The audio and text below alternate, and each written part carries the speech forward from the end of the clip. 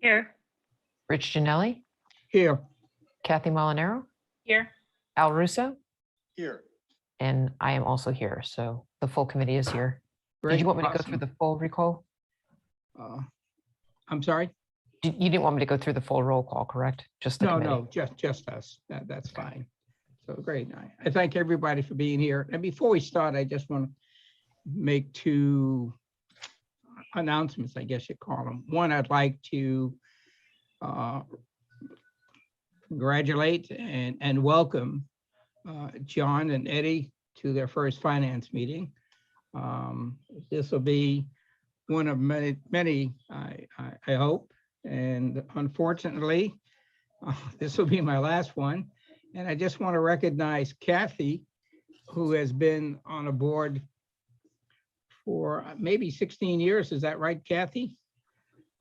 I lost count, Richard.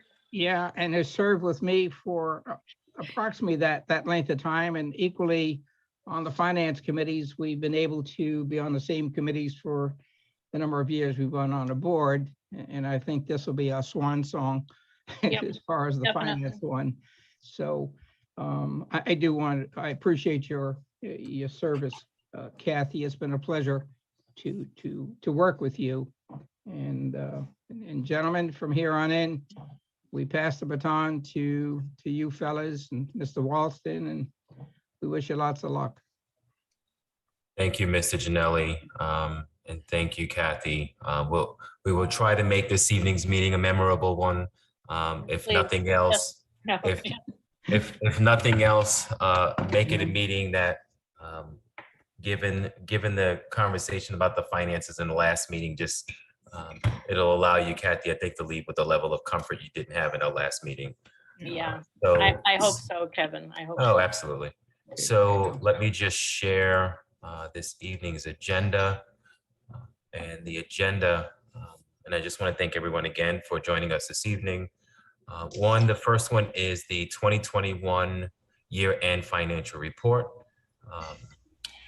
Also, just want to make the board aware that once again, we are finding ourselves with a surplus, which you're going to find about the 2021 school year. And so we want to review the city reserves, what has been shared as the surplus in previous years. We want to walk you through that. So you might recall at the end of the 1920 school year, there was also a surplus, given that we didn't re-enter schools after March. And then years prior, there were also monies submitted to the reserve with the city. So we want to walk you through some of those financials. And then just an overall from John and Ed, just to speak to how things are going in the finance department and just update the board, just kind of given how far we've come in the last 4 or 5 months. I just thought it was important that the board heard it directly from John and Ed, how things are going in the department. So I will start with the next page. And this includes a finance report that John had shared with the board in preparation for tomorrow's board meeting, but it's certainly also relevant here given the committee. And John, if you don't mind, I'm going to give kind of an overview of what we're going to be talking about this evening, and then I'll ask you to kind of swoop in and give a little bit more specifics. So I just want to share with the committee, during the 1920 school year, we'll all recall that we were out of school after March. And so for half of March, April, May, and June, we were not in school. And so that means all of the things that we had budgeted for in-person learning, whether that was special ed out of district placement funding, whether that was transportation for regular ed transportation, athletics transportation, special ed transportation, food services and the revenue that's associated with food services. Just to give you some kind of high level examples of some things that we typically budget for in a school year, that frankly, we just did not have those encumbrances or invoices, et cetera, from March through June because we did not have in-person learning. What you will also see as part of our discussion this evening, and you may have had some time to look at it over the weekend, one of the many things that we did not budget for was an increased cost in the 1920 school year on technology, which needless to say, we blew the budget on. purchasing Chromebooks and laptops to make sure we can realize our one-to-one district goals during the 1920 school year and 2021 school year. So you'll see evidence of that as well. But then moving on to the 2020-21 school year, we typically annually budget for benefits, for health insurance, again, transportation, athletic events, all of those things. And although I think going into the 1920 school year, I think we kind of accepted and anticipated some type of surplus, given we were out of school from middle of March to June. Well, I just want to remind the committee, we were not in school from September until January last year. So given that, again, we budgeted for in-person learning and did not have in-person learning take place, there was considerable surpluses in a number of those different categories that I talked about. The biggest is which is insurance, because a lot of our staff members were not going to the hospital, not going to the dentist, not going in for the hospital visits they would typically go for. And frankly, I don't think it comes as a surprise to the committee, given a lot of those places were not even available for in-person until the pandemic began to open up. So we had during the 2021 school year, over $4 million in the surplus just for insurance alone. And so I just wanted to give you kind of a broad overview. As you can see on this screen, we have a surplus for the 2021 school year of over 2.8 million, which is a little over 2%. And I'm just going to ask John to jump in and just kind of speak to some of these realities for last year as he was looking back at our spending, what we did and did not spend. Thank you, Kevin. Good overview, and I'll be able to skip some of the highlights that I had planned to talk about.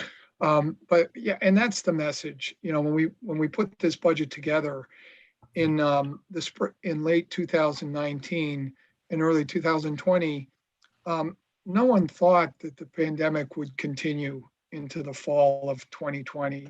As Kevin mentioned, everybody was home, but we thought the pandemic would end. And so we budgeted, as Kevin said, for a normal school year. The usual programs, services, activities. These days we call it face-to-face instruction. We've even given it a name, but that's what we thought would happen. And it wasn't meant to be. As you'll see there at the bottom of the first paragraph, elementary students came back by level, as you remember, and the elementary students came back on January 19th, the middle school a week later, and the high school on February 1st. So that was halfway through the year. So about 98% of our budget was expended. It was a budget of 135 million. And you'll see in that there's some other pages that tie that out, but only 2% was returned, but that's $2.8 million on 135. And that 2.8 goes back to the city surplus, but it goes back when the auditors complete their work, which will be next month or early December. They come in and they see if things are in the right year and are they classified, all that. But that's what we think will be going back into the surplus or reserved, which we'll talk about in a second. And as Kevin mentioned, the largest line item returning money was health and dental insurance. And as he said, no one was going, I shouldn't say no one, but the people were putting off procedures. That's been well documented in the news. I won't go in that. People were not going to the doctor for different reasons. And on a budget of, we expected to spend 25 million, there was 3.4 million left when all the claims were paid. So that was a big number. But on 25 million, and given what was happening then, I'm not sure that's a whole lot. School bus services, because there was no school in the first half. Yes, we had an arrangement with the drivers, but there were a lot of things that just didn't happen. Athletics, of course, were postponed in the fall, most of the winter, some of the spring, so none of those runs went. There were no late buses after school. Things like field trips severely curtailed, if any at all. And even the midday runs that we have students going to different programs, those were much less than anticipated. So at the end of the year, we had still paid 93% of what we had budgeted, but that's a $10 million budget, and it left $630,000 unencumbered or slated to be returned.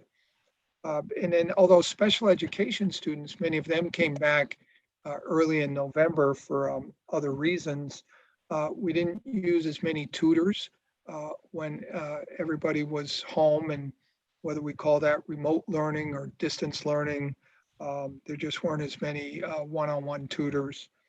So on a budget of 4.4 million for that, we returned 7.7%. That was 340,000. So that's another big number. I'm sure you've all read and heard us talk about a statewide shortage of substitute teachers. People who used to substitute teach didn't want to come in anymore for different reasons. We couldn't cover as many classes with substitutes. They had to be covered other ways. Not what you want to do, but it did return a balance in the budget, and that was $483,000 while we had hybrid and remote instruction and what happened. So those were budgets that were not used, but on the other hand, there were things that were used and quite a bit more. Just cleaning the schools, all the touch surfaces, everything that had to be done to make the school safe for when kids did come back. That are custodial salaries and wages, and not necessarily meaning extra people, but it took longer to do. We spent $244,000 more than we had budgeted for a normal year for extra cleaning and custodial kinds of things. But the big add was technology. Sure, we had quite a bit of Chromebooks, and we had help from the state and from grants, but that was not nearly the whole story. Teachers needed things in their classrooms so they could communicate with the kids, whether it was little cameras or things to set up, microphones, all that, as well as more computers for them and for the staff. Remember, everybody for a while was working remotely, and we spent $700,000 to make that all happen. Our budget was $181,000, so there was a $520,000 increase, overage, what have you, that was unexpected. And then lastly, what I mentioned there, I think there's a little symbolism. Our auditors were in last week, Thursday and Friday. They too had been remote a year before, so they were coming back as we were coming back. Everything that had been virtual is now returning to normal. So I mentioned that. It went well. No exceptions were noted or pointed out while they were here. So that's the highlights of the report. I think I just close by saying it's really difficult to take away anything from this year that will help us, I think, build the next budget in a couple months. It really was a second year in a row of just atypical. To call it atypical is an understatement. It's just very unusual times. But nevertheless, the numbers are here in front of you. There's a summary sheet we put together. Says summary of budget. I don't know, Kevin, if you want to put that one up just so they can see. I think it's in your package. There it is. By some of the familiar line items, you can see salaries, benefits, what's encumbered. Those are just purchase orders that haven't been paid yet. The bills that may not have come in on June 30th, pretty typical. And on the next column to the right, what we call the unencumbered balance, that's the money that goes back. And then we gave you a little more of a drill down on the next few pages so you can see some of the individual lines that make up that. I would point out we changed accounting systems in the middle of the year, but so there may be some variations between lines that maybe given a second try would be different, but the total expenditures is locked in. That's the cash and the banking number. Same with the unencumbered balance of 2.8 million. So happy to answer any questions or anything you might want to talk about. Any of the committee members that have questions to John or Kevin? I just have one question, Richard. Go Are ahead, Kathy. we all paid up on our bills, I guess is what I want to know. For instance, school lunch comes to mind. Are we current with that billing? Yes, absolutely, Kathy. So, and John didn't get to speak to this one, but I will ask him to do so. We have a literally check written to food services because we had an outstanding balance because because we didn't have the revenue that we typically would have coming in. And I'll ask John to help with that. But typically we get revenue by giving food to students. And so because we didn't have the students in person, we didn't create the revenue that we typically would create. At the same time, we continued to pay our food service workers. So there was an outstanding balance that needed to be addressed. So right now, and this was, I don't know if this was before Sal left or right after I started, but I do know a check was written to address that outstanding balance. But I'll let John speak to the specifics on it. Yeah, and it was for $550,000, and it was encumbered against what I call the old year. So that is pretty much closed. And for the reasons Kevin mentioned, one of the things that happens in food service, you really don't make much money at your elementary schools. You make your money at the high school where kids are buying things, and when that's closed for half a year, that's where a lot of the revenue was lost. Thank you.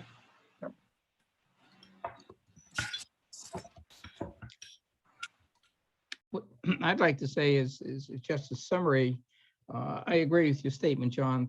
This year, as well as last year, had been an unusual year, and hopefully looking forward, we get back to whatever normality or the new normality is. But these large, unfortunately favorable variances we had are at least explained. And I think that's an important issue, because I always worry about people thinking when we have a large variance that there's something wrong with the budgeting, et cetera, or you're trying to inflate your budget and then come back next year and ask for more money. But the last 2 years being the COVID years, I think that it's a practical explanation where you would have large variances, particularly in these line numbers, and for the reasons that you had mentioned.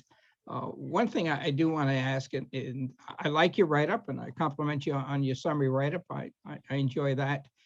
I like the summary, but I know the package program you have in the accounting just prints this stuff out. But if I were staying on, what I'd like to see in terms of reports would be something with some more subtotals on it. So you could look into and drill down on salaries, and whether you have administrative salaries or teacher salaries, you get more definitive with subtotals and then the grand total. I don't know if this software allows you to do it, but to the average person looking at a laundry list of numbers becomes very, very tedious and very boring. So, I'm not sure whether your software allows you to do such a thing. It does, and those subtotals would help us just as much. So it's something we want to see. At the end of last week, for the first time, we had Tyler Technologies. That's the owner of the Infinite Visions of Software. They came in to see us. I'm sorry. They came in to see us, and they're going to put a plan together for us, which gets at a lot of these things. Even the training was interrupted by COVID and wasn't, we're not where we want to be. And financial reporting is high on the list. So I think you'll see those get better each month that we go along. Right. The more number friendly you make it to the viewer, the more interest you would get into it, the more I think meaningful conversations and basically that conversations that you would have on it. I do want to thank you because this is the first time, I might be pre-jumping it now, going into the reserves. It's always been a mystery. We hear the word reserves in the board and we're told that there's a legal requirement for the reserve for the self-insurance, et cetera. But this is an excellent breakdown, and I tend to think annually to keep people abreast of these numbers. These are big numbers.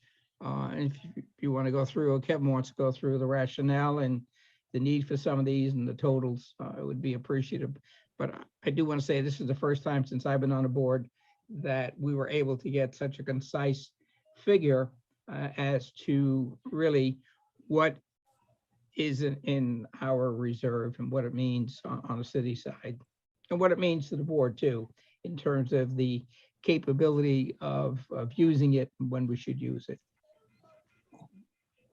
Mr. J, thank you for setting us up for number 2 on the agenda, and I will reshare the screen now. And so the second item is city reserves. Just want to make the committee aware. John, Ed, and I had an opportunity to meet face-to-face with Dave St. Hilaire. I believe it was 2 weeks ago now. And it was a very good meeting. Number one, it was an opportunity to introduce Ed and John to Dave St. Hilaire. That's number one. But two, I think it was also important to begin to speak to the rationale behind the reserves and how that has been set up over the years. And so we wanted to just make sure before Frank left that we reiterated that conversation with Dave, which we did. John, given his vast experience, and not only experience on the education side, but also the municipal side, I think there was an immediate just kind of respect and admiration on both sides. And so all the more reason why I'm continuing to appreciate John joining us here. The city reserves piece is an interesting dynamic for us as a district, and unique situation that has been established here in Danbury, that, as I was understanding from Frank and John, is a little different from what other districts have set up. More importantly, we have put monies in certain areas: insurance, special education, technology, really as kind of rainy day funds for the district. This has been a practice of ours, not just last year and this year, but years prior as well. And so you're going to see, number one, a fund balance for the 2021 school year. I'm sorry, you're going to see a fund balance for the 1920 school year. You've already seen a surplus of 2.8 for the 2021 school year.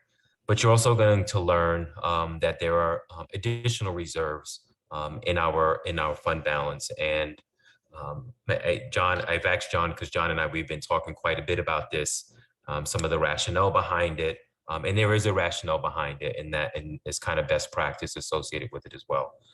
So John, I will fast forward to that page so the committee can see it, and whoever else is watching, please close your eyes while I am fast forwarding to that page. Oh, thank you for the compliment, but you must be talking about somebody else. We are happy you're here, John. So, and this This chart is an excerpt right from something David St. Hilaire created himself. So I'd like to just walk you through it briefly. The very top line, 2.443 million, that was the unencumbered balance a year ago. You heard us talk about 2.8. That's not official yet. That's nowhere on this page. If nothing else changed, it would add to the total, but it has to be audited first. So last year, when all the books were counted, there were 2.443, and they put it into 4 different reserves. Now, a reserve is a name for an item on the town's balance sheet. You know, the school board doesn't have a balance sheet. There's only one, and that's for the city, for the city. So, and smart finance boards do this at the end of the year. But here they took 531,000 and put that into a reserve for health insurance claims at the recommended level.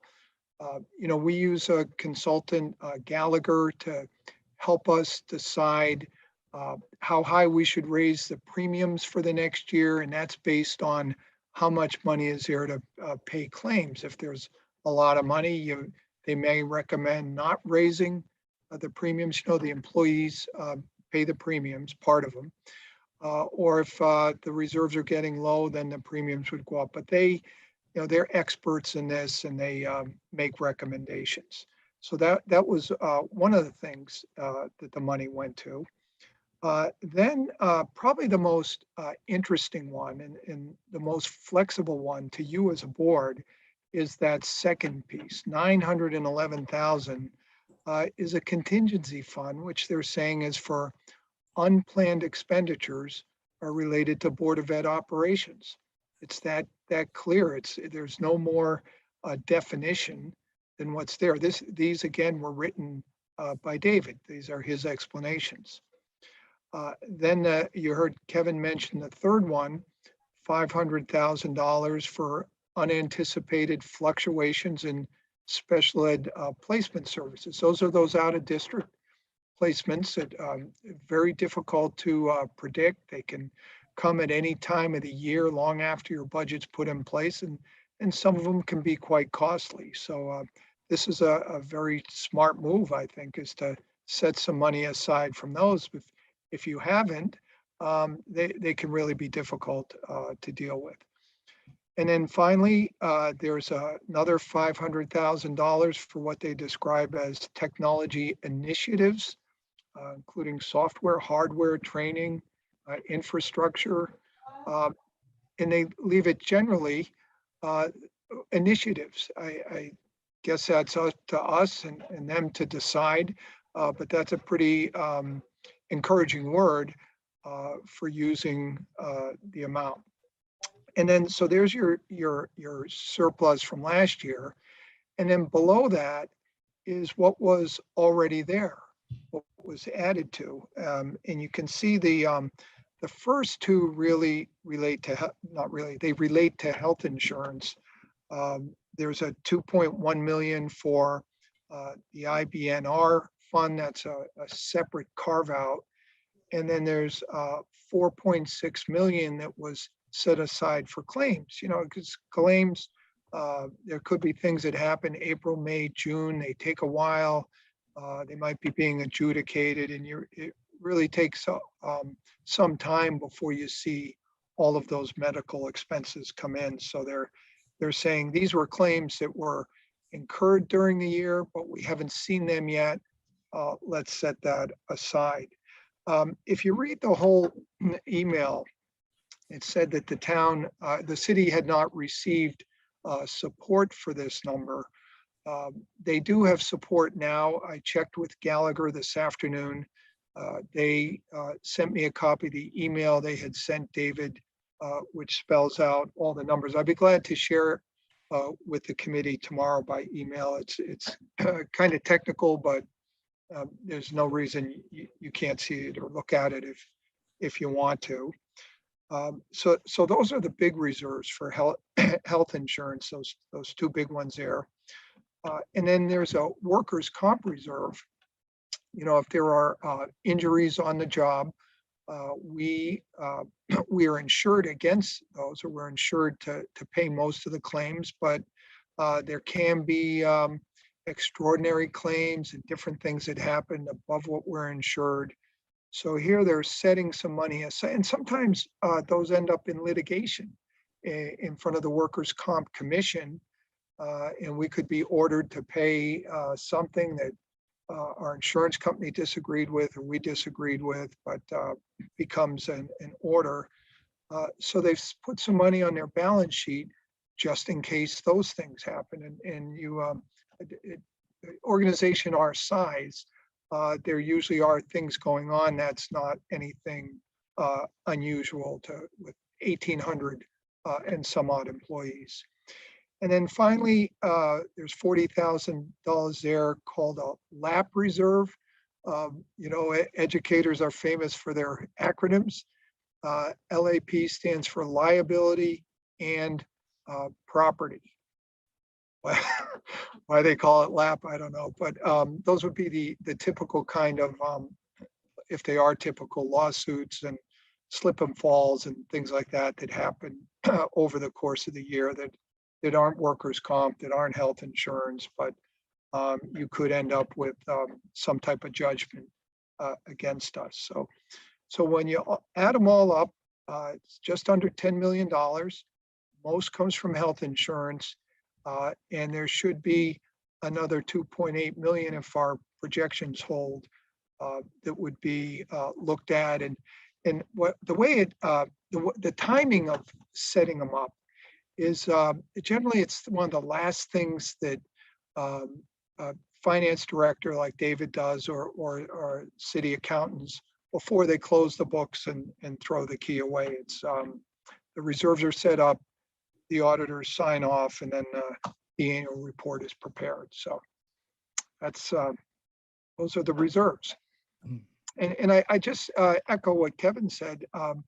We simply asked for them and they gave them to us. It wasn't no hesitation at all. So good to see. And thank you so much for that breakdown. Any committee members have any questions on this? John, let me ask you something. I just want to qualify, and Kevin, my statement. When I said we had my reference to never seeing the reserves, or the first time I've seen it, would be a year-to-date reserve. We were informed of the reserves basically for 6/30/20, but we did discuss the 2.4 million, how it was allocated. So I just wanted to make that clear. That was clear. It's just that the recap we had on an ongoing basis of what's in there on a year-to-date was never really put forth in such a manner, and I think it's important. The $4.6 million that you said is part of an insurance calculation where the city has the information on that. Is that correct? Yes, it actually comes from Gallagher. No, that's okay. They make a recommendation, Yeah. and they recommend the level. The thing that happens, they make recommendations in May, and then it might just change a little bit because at that time they only have claims paid through April. There's still 2 months to go, but it's very close. Okay. My next question is, of the $10 million in reserves, or what is a restrictive? Is the combination of the dollars put aside for the health insurance solely restricted to be used against the health insurance, or just let me leave it at that question, forget the or.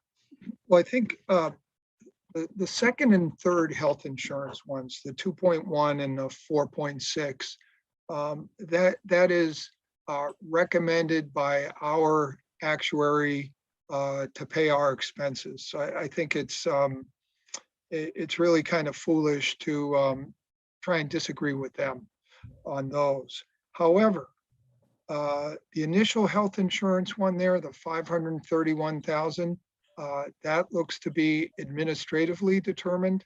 That did not come from a Gallagher recommendation. So that could be talked about in a worst case.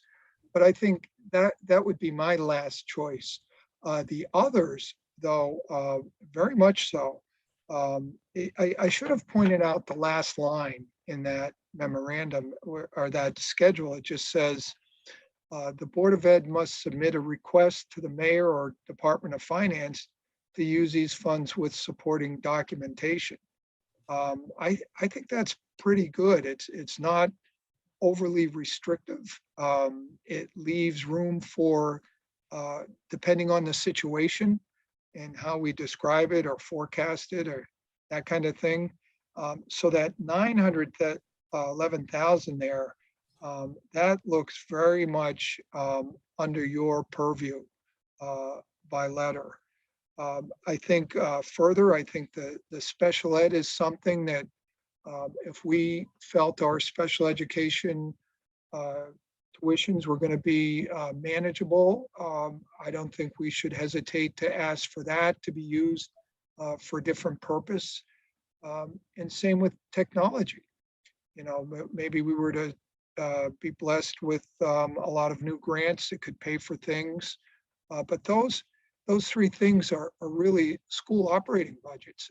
And you have the final say in how your operating budget is spent. The fact that it's, you know, something's been set up on the city balance sheet doesn't take that away. And then also the way the last two there, the workers' comp, those are Board of Ed employees. And they're calling it Board of Ed lap reserve. And those are expenses also in our operating budget. So I think all of those I think are available if the situation warranted, and particularly the first couple I mentioned. Another question. In a normal course of events in the non-hectic years we've experienced last year, would the entries for the reserves, regardless which one it is, be made prior to the closing of the books, or would it be so that your final number would be a net number and not a Estimate. And yeah, without a large balance like this, where you then footnoting or by some memorandum indicating what you want done with it? When Kevin and Eddie and I were over there, one of the things David said was that all of these, he might have even called them recommendations of his, go to the city council. I took away, I had the impression that they approved them, voted them, whatever, in a formal session. And that's pretty typical on things this size. Finance director most likely wouldn't do it on his own without some type of reporting out. I didn't go back to check to see if it was what, if there's a vote or something. But they would be final numbers to answer your question. No, I mean, on our side, prior to us closing the book, so when you do the final, would these Yes. enter, they would Yeah. be, right? Oh, okay. Yeah, because that number at the top, the 2.443, that's the difference between your budget and your expenditures. And that's what the auditors were doing last week. Okay, well, thank you very much, and this is very helpful. As I said, I think it's good to have. It's certainly using the word of transparency, and at least everybody knows what's available to us for the specific reasons. So I thank you again for that. It's quite informative. Thank you. Thank you, Mr. J. I don't know if there are any more questions on the city reserves.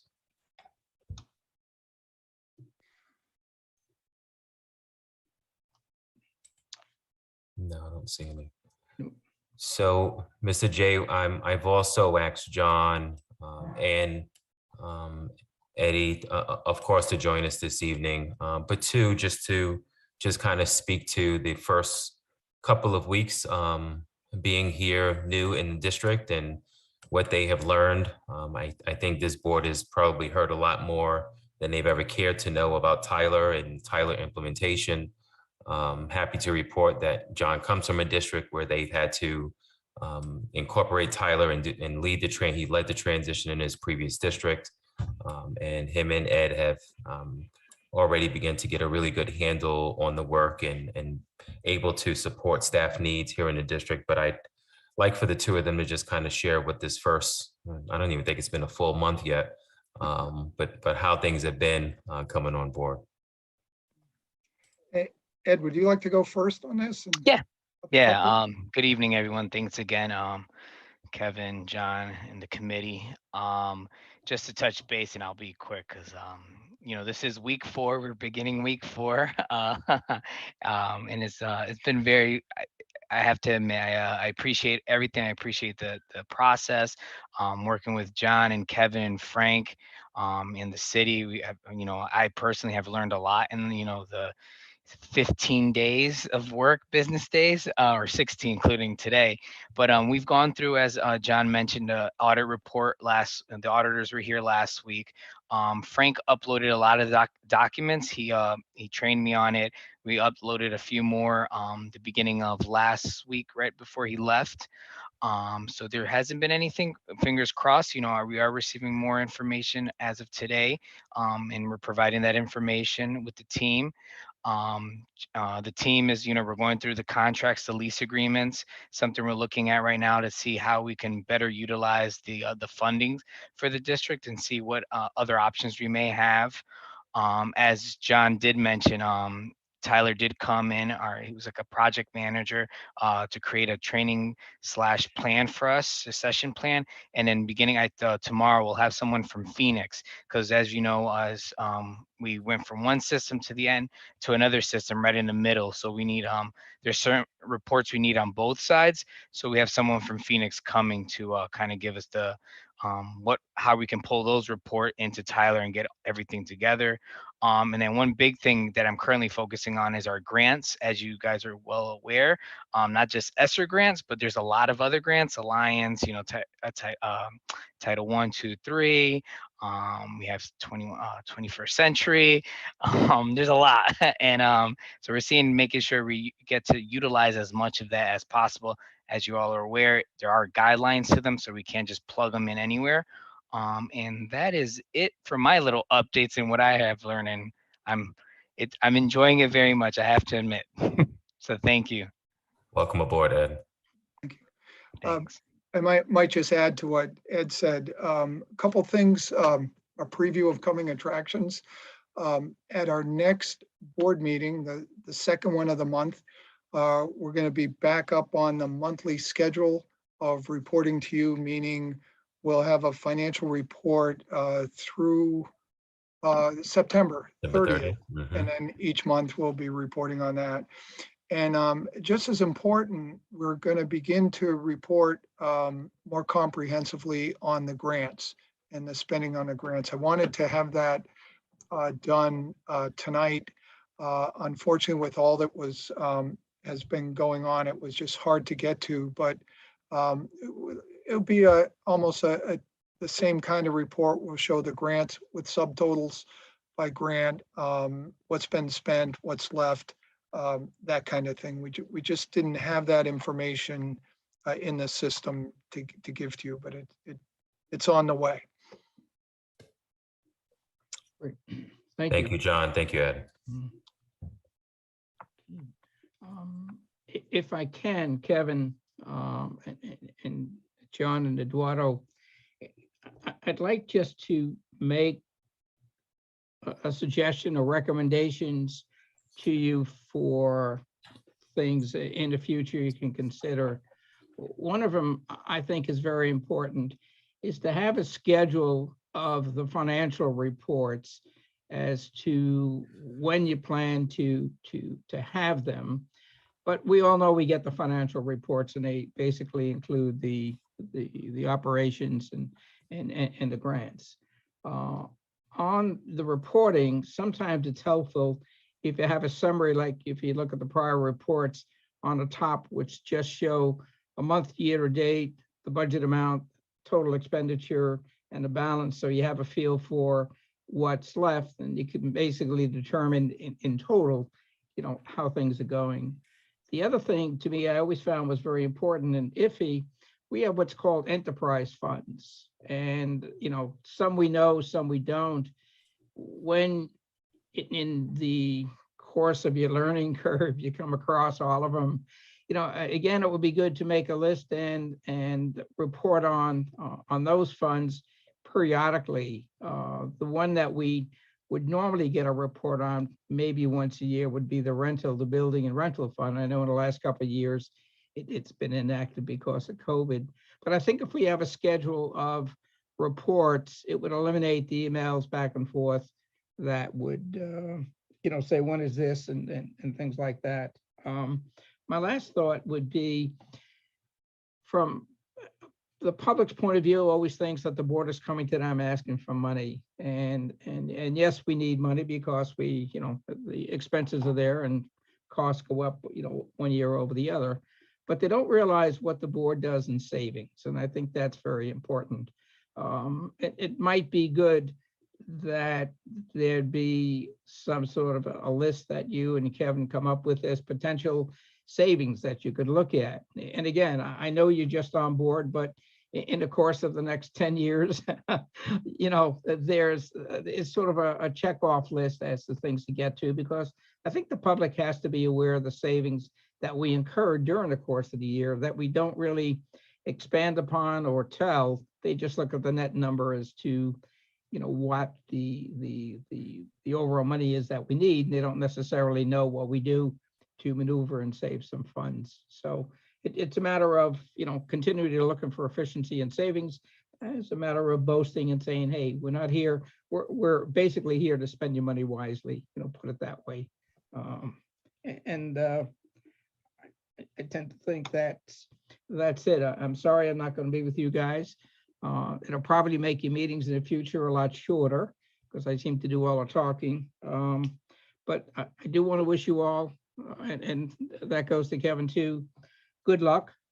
My position is this is your ball game. Take the good, improve on it, chuck the bad, and run with it. And it's, for the short time, it's been a pleasure to know you. And okay, it goes to the same with the committee members. So with that, if there are no other questions, I'll take a vote to end the meeting. Does anybody have any other questions? Mm-mm. Nope. Okay. Motion to adjourn. Good. Yep. Thank you. I couldn't think Second. of the word, Kathy. Thank you, Kate. All right. I thank you very much, everybody. It was a very good, productive meeting, and good luck to everybody. Thank you very much, Rich. Yep. We certainly Bye now. appreciate your leadership here. Thanks, Thank- Richard. Bye-bye. Thank you. Take Thank care. you, Bye. Mr. Chair. Have a Yep. good evening, everyone. Thank you. You too. Thank you, John and Ed. Thank you. Thank you, Rich.